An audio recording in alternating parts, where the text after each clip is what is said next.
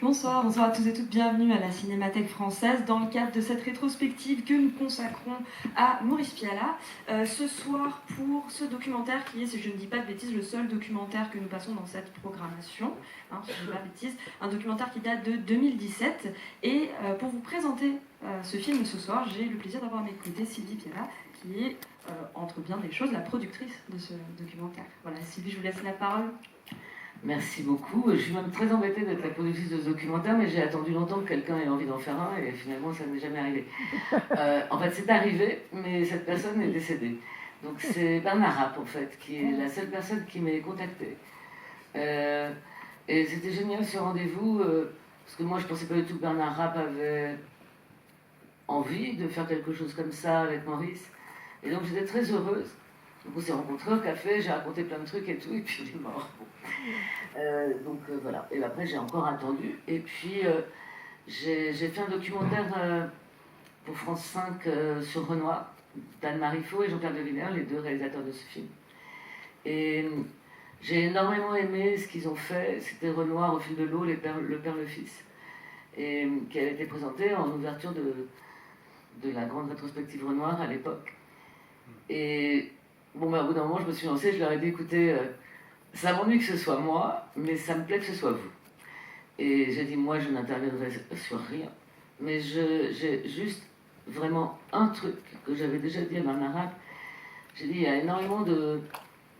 Moi, le micro-trottoir sur Pialat, il y en avait beaucoup. Des gens qui ont travaillé avec lui, c'est pas que ça m'intéresse pas. Mais moi, j'ai envie d'un documentaire où il n'y a que Maurice qui parle, en fait. Et donc, comme ils avaient fait d'ailleurs pour Renoir, et c'est ça que j'aime énormément. Et voilà, et j'ai dit, c'est la seule, enfin, si on peut parler de directive. Et c'est drôle parce qu'Anne-Marie est quelqu'un dont j'ai produit des courts-métrages aussi après. Et quelqu'un de très artiste et qui fait des films très poétiques. Et Jean-Pierre Deviner, c'est quelqu'un qui faisait des films pour Canal, des documentaires, etc. Mais ils avaient fait leurs études ensemble, et donc c'était... pour Renoir, déjà, c'était... Ils travaillaient ensemble pour la première fois, en fait, mais sur des idées de leurs belles études. Et voilà. Et donc c'est le documentaire que vous allez voir ce soir, et que j'aime énormément, parce que, eh bien, c'est...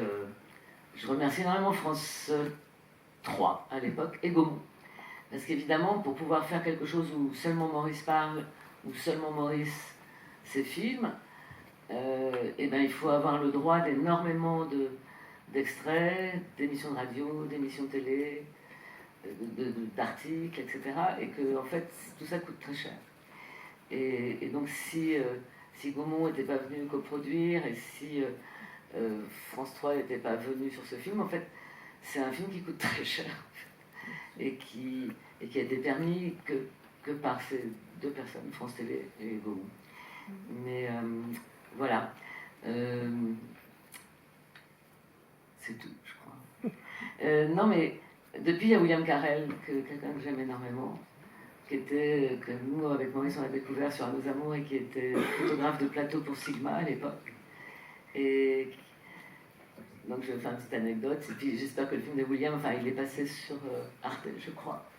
Moi je l'avais présenté au Festival Lumière de Lyon, et qui est autre chose, parce que là il y a plus de personnes qui parlent de Maurice, mais qui est quand même très émouvant, parce que William est quelqu'un de tellement sensible, enfin j'imagine que vous connaissez tout son travail, qui évidemment ne se limite pas du tout au documentaire sur Maurice.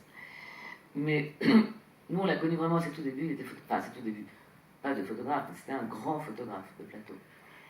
Et sur Un Nos Amours, il vient envoyé par Sigma à un moment où le film n'avait pas encore démarré, où Maurice attendait toute Sandrine, et rien n'arrivait de Sandrine, qui évidemment à 15 ans, sans avoir jamais tourné, ne pouvait pas être le moteur de ce film. Mais il attendait tout d'elle quand même, et puis finalement c'est Evelyne Kerr, n'en supportant plus qu'il n'y en ait que pour Sandrine, qui a lancé le film, et voilà. Et William est arrivé un peu à ce moment-là, a fait des photos, et moi j'étais régisseur sur ce film, et il vient, j'étais dans une petite cuisine tout au bout de l'appartement, et il vient me voir, il me dit, bon, mais j'ai les photos que je pourrais montrer, j'ai fait les tirages et tout ça. Je lui dis, écoutez, je crois qu'en ce moment, c'est pas forcément le moment pour montrer des photos. Et il dit oui, mais moi il faut quand même que. Moi je lui dis bah allez-y, et puis il va les montrer. Et Maurice les regarde, et je sais pas ce qu'il fait, enfin c'était pas du tout le moment, mon moment et tout, bref. Il les regarde même pas, et William Carrel prend ses photos, il les déchire comme ça, et s'en va. Et bon. Et le lendemain, il y a Piala qui vient dans ma cuisine et qui me dit vous auriez pas du scotch?